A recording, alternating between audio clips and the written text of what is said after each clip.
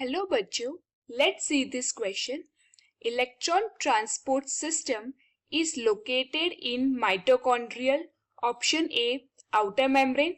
Option B, intermembrane space. Option C, inner membrane. And option D, matrix. Now, the key concept that is applicable here is electron transport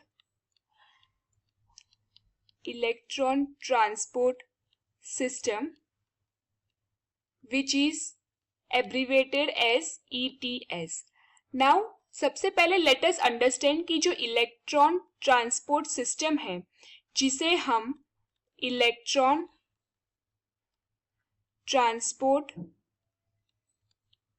transport chain भी बोलते हैं, is a chain of reaction जिसमें redox reaction होते हैं and with exchange of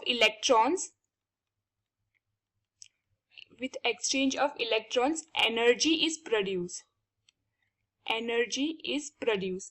so now what happens in this, इसका primary function क्या है? ये सिस्टम का primary function is to generate proton gradient. Proton gradient मतलब प्रोटॉन डिफरेंस जनरेट करता है across the membrane and this is used to generate ATP and this process is known as oxidative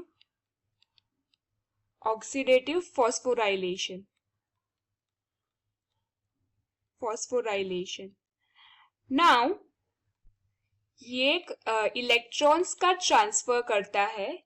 electrons का transfer कहाँ से करता है? From NADH और FADH2. ये जो दो मॉलिक्यूल्स है वो हमें after the Krebs cycle, firstly glycolysis and then after the Krebs cycle मिलते हैं. ये इसके जो इलेक्ट्रॉन्स है वो ट्रांसफर करता है ऑक्सीजन को एंड ATP जनरेट होती है. सो नाउ अगर हम एक NADH मॉलिक्यूल को इलेक्ट्रॉन ट्रांसपोर्ट चेन से पास करें, देन उसमें से 3 ATP जनरेट होती है. एंड सिमिलरली अगर हम एक FADH2 मॉलिक्यूल को पास करें ETC से, तो 2 ATP मॉलिक्यूल्स जनरेट होते हैं. नाउ हमें देखना है कि ये जो ETC है या तो ETS है वो लोकेटेड कहाँ पे है. So let us see all the option. Option A में बोल रहा है कि जो ETS है, इलेक्ट्रॉन ट्रांसपोर्ट सिस्टम या इलेक्ट्रॉन ट्रांसपोर्ट चेन, वो माइटोकॉन्ड्रियल आउटर मेम्ब्रेन पे लोकेटेड होती है. So is this true? No, this is not true. जो आउटर मेम्ब्रेन है माइटोकॉन्ड्रिया की, उसका मेन फंक्शन जो है वो है ट्रांसपोर्ट या फिर permeability. It is permeable to the ions and molecules.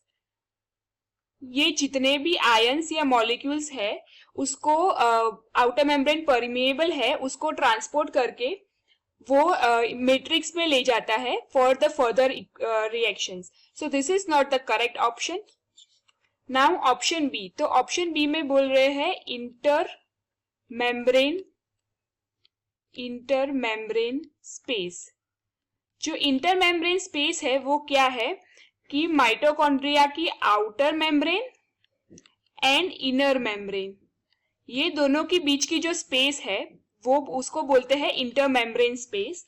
And this जो स्पेस है वो हेल्प करती है. The main role of this space is to create proton gradient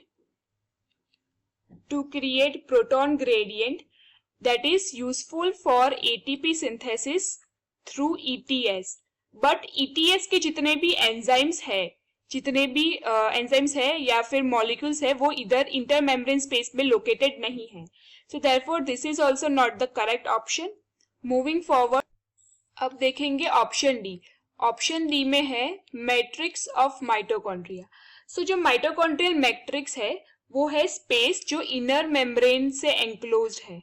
inner membrane से एनक्लोज्ड स्पेस है ये, and this contains the mitochondrial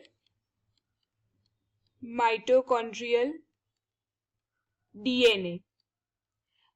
Then it also contains various enzymes that is involved. These enzymes are involved in Krebs cycle and mitochondrial ribosomes. So ये सब चीजें इसमें involved है, but this is not the place where ETS is located. So therefore this is also not the correct option. Now moving forward, हमें option C में दिया है inner membrane of mitochondria. So this is the place or this is the stage where which is the region that is like on the inner side, and it plays a role in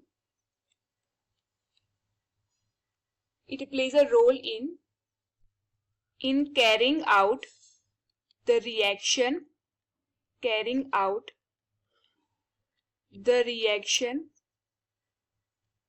of ETS, that is electron transport chain or electron transport system.